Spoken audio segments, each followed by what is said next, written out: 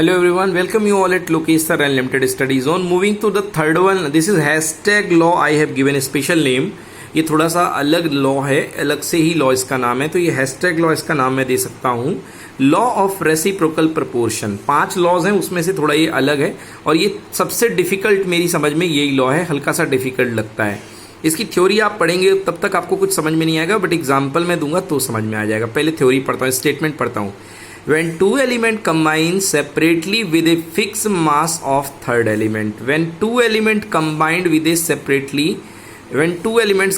separately with a fixed mass of third element, then the ratio of the masses in which they do so is a small whole number to the ratio of the masses in which they themselves combine। अभी इसको देख के कुछ समझ में नहीं आया होगा आपको। यहाँ पर मतलब क्वेश्चन में यदि 3 एलिमेंट हैं तो आपको यही लगना है, रेसिप्रोकल प्रोपोर्शन लगना है, ये इसका ट्रिक है। 3 एलिमेंट। अब आप इसको ऐसे समझो कि मान लो कि आपके पास जो है ऑक्सीजन है। ओके, अब ऑक्सीजन जो है ये आप एक समझो कि कार्बन है और सल्फर है। ऐसे स्टार्ट करो यहाँ से, कार्बन एंड सल्फर। तो जो कार्बन और सल्फर है वो ऑक्सीजन के साथ रिएक्ट करते हैं तो क्या बनाते हैं, CO2, और यहाँ से क्या बनाता है ये SO2। तो अब ये पहली लाइन देखो, when two element combine separately with a fix mass of third element. Fix mass of third element, तो ऑक्सीजन का मास देखो यहाँ पे कितना है, 32, क्योंकि इसमें भी O2 है और इसमें भी O2 है। तो इसमें कार्बन का मास, फिक्स मास, ऑक्सीजन के फिक्स मास 32 के साथ रिएक्ट कर रहा है, और यहाँ पे सल्फर अलग डिफरेंट एलिमेंट वो भी ऑक्सीजन के 32 के साथ रिएक्ट कर रहा है। तो क्या बना, CO2। तो यहाँ का रेशो कितना आ गया, 12:32। और SO2 का रेशो कितना आएगा, S का मास खुद होता है 32, ये 16 हटा दो बच्चों। सो SO2 मीन्स 32:32। मतलब carbon and sulphur combine separately with fix mass of oxygen.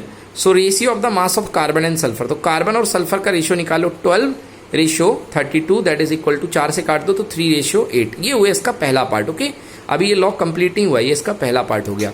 अब देखो, तुम कार्बन यदि सल्फर के साथ कंबाइन करता तो क्या बनाता, CS2। तो कार्बन यदि सल्फर के साथ कंबाइन करता तो CS2 बनाता। So ratio of the mass in which carbon sulphur themselves combine. अब उसका रेशियो निकालो कार्बन के साथ सल्फर का। यहाँ किसका निकाला आपने, ऑक्सीजन की वजह से कार्बन और सल्फर का निकाला। यहाँ खुद की कंबाइन कैपेसिटी निकालो CS2 की, तो देखो कितना आएगा कार्बन का सल्फर के साथ। कार्बन का एक एटम 12 का होता है, सल्फर का एक 32 का, तो 2 होते हैं कितने, 32 × 2 that is 12:64, that is equal to 3:16। तो कितना आ गया, 3:16। अब ये दोनों रेशो को डिवाइड करो, ये आपको सिंपल रेशो देगा। ये लॉ ये कहता है, चलो डिवाइड कर दो।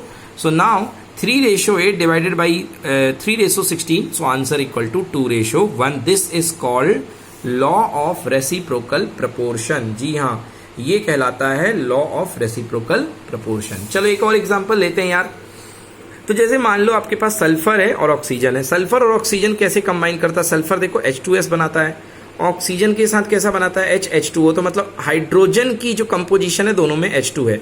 सो ratio is equals to 2:32 and here 2:16। Sulphur अलग पड़ गया, यहाँ पे ऑक्सीजन अलग पड़ गया।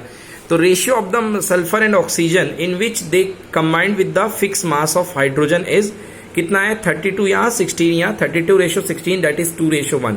नाउ अब किसका मास ले लो भाई, अब ले लो सल्फर की ऑक्सीजन के साथ रिएक्शन। तो सल्फर ऑक्सीजन के साथ रिएक्ट किस फॉर्म में करता है, SO2 बनाता है। ये देखो SO2 लिखा हुआ है। तो now the mass ratio of the mass of the sulphur and oxygen in which they combine, that is equal two sulphur की मास 32 एंड ऑक्सीजन की भी 32 हो जाएगी, बिकॉज 2 ऑक्सीजन है। तो कितना आ गया, 1:1। Now take the ratio of this one ratio 2:1 coming here, and the new ratio 1:1, 2:1 equal to 2:1. So again it is a small simple ratio, simple whole number ratio. So this is proved. So student, this is complete about the hashtag law. I have named this as law of reciprocal proportion. Thank you. Stay tuned with Lokesh Sir Unlimited Study Zone. Have a nice day. Bye bye.